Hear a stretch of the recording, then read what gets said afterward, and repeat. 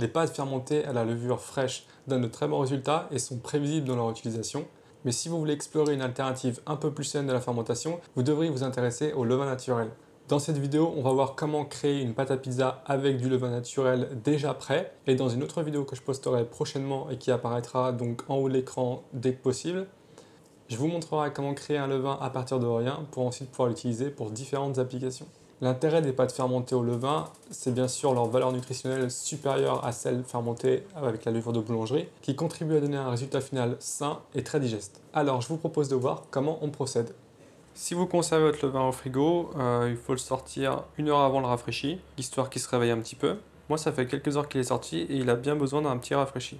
Un rafraîchi c'est quoi? Eh bien c'est très simple, c'est un mélange à part égale d'eau, de levain et de farine.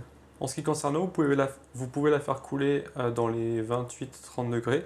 Comme ça, le début d'activité de votre fermentation sera beaucoup plus rapide. On détermine quelle quantité de levain on veut rafraîchir. Disons que je veuille obtenir 80 g de levain. Je vais tout simplement verser 20 g d'eau dans laquelle je vais dissoudre 20 g de levain.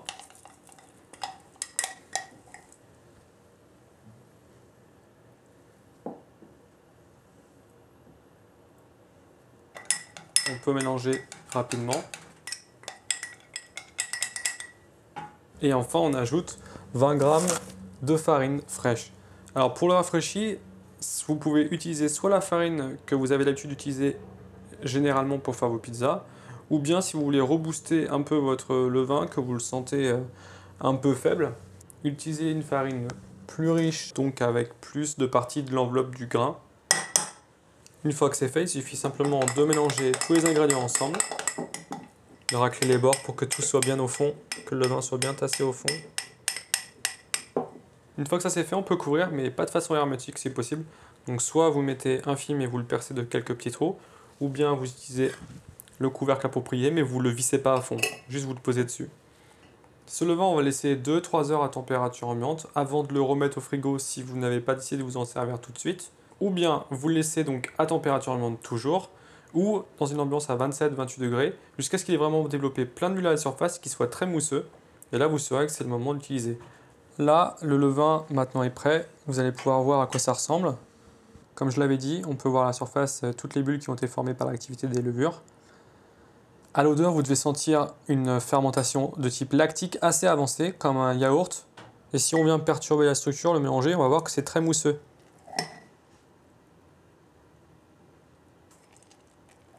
Quand on a réuni toutes ces conditions, on sait que le levain est bien actif et qu'il peut être intégré dans une pâte à pizza.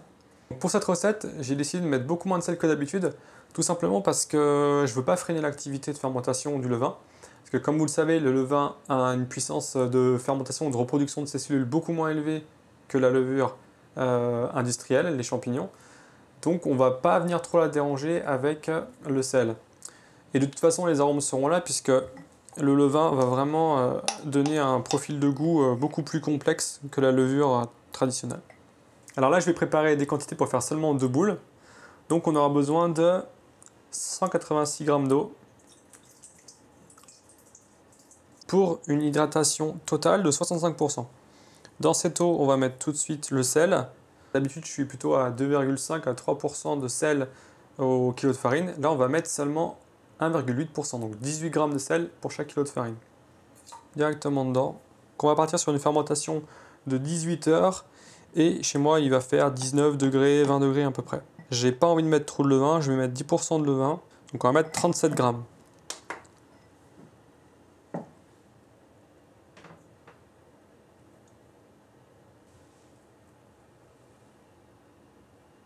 Et dès que vous avez utilisé la quantité nécessaire de levain qui était prêt, je vous conseille de rafraîchir votre levain en rajoutant une dose de farine et une dose d'eau. Là, il me reste à peu près 10 g de levain, donc je vais remettre 20 g de farine, 20 g d'eau. Je vais mélanger, laisser à température de 3 heures et après je mettrai au frigo parce que je ne m'en sers pas tous les jours, donc je le laisse au frigo. Et on le rafraîchit une fois par semaine minimum.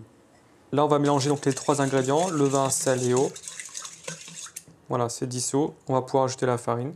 On va avoir besoin de 300 g de farine et je vais mettre, comme souvent, 10% de semi-complète. Donc on va aller jusqu'à 30 g pour les doués en maths. Et le reste en farine classique. Bon là je vais utiliser la Napoletana, 300 grammes. On va jusqu'à 300 grammes plutôt. Je vais utiliser toujours la même technique, à savoir très peu de pétri. Ce que je veux, c'est vraiment préserver les qualités de la farine sans l'oxyder de façon exagérée. Voilà, donc une fois qu'on a à peu près intégré tout ça, on peut y aller à la main sans risque que ça colle. Vous pétrissez, vous incorporez jusqu'à ce que vous ayez une boule homogène mais non lisse. On ne cherche pas à avoir du gluten plus que nécessaire. Donc là c'est terminé. Je veux vraiment pas la martyriser la pâte. Donc on a tout intégré, on va laisser ça tranquille pendant 1 heure. Au terme de l'heure de repos, on va juste pouvoir prendre la pâte. On va faire un simple rabat sur le plan de travail. Hop. Et on plie en 3.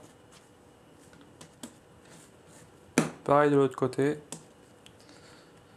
Voilà.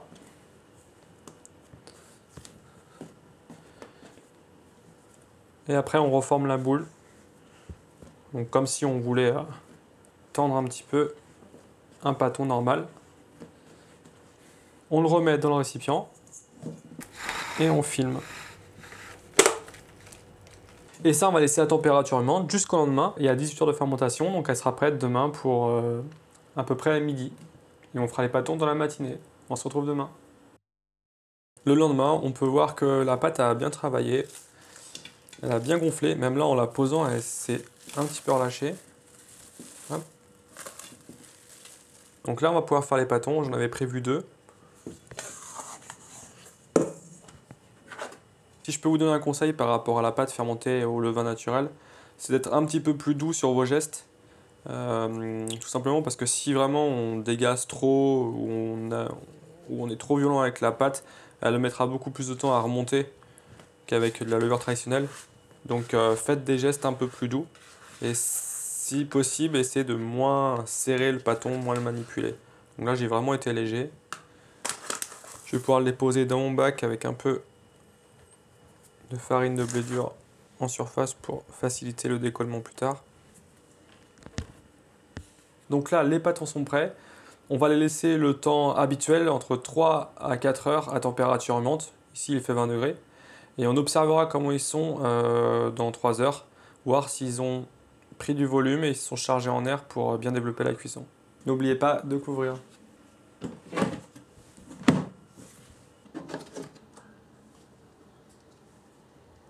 Donc là, ça fait 3 heures.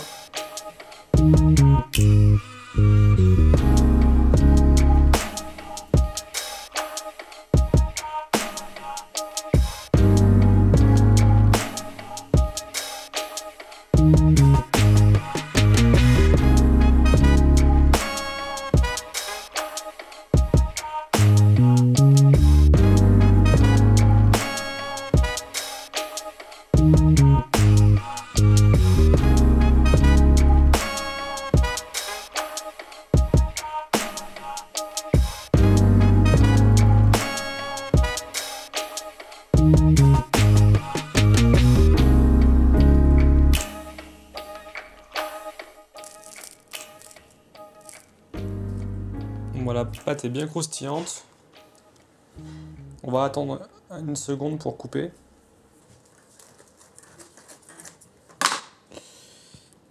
Voilà le résultat obtenu avec le levain. C'est plutôt sympa. J'espère que le goût est aussi bien que le rendu visuel. On va s'en couper une petite part.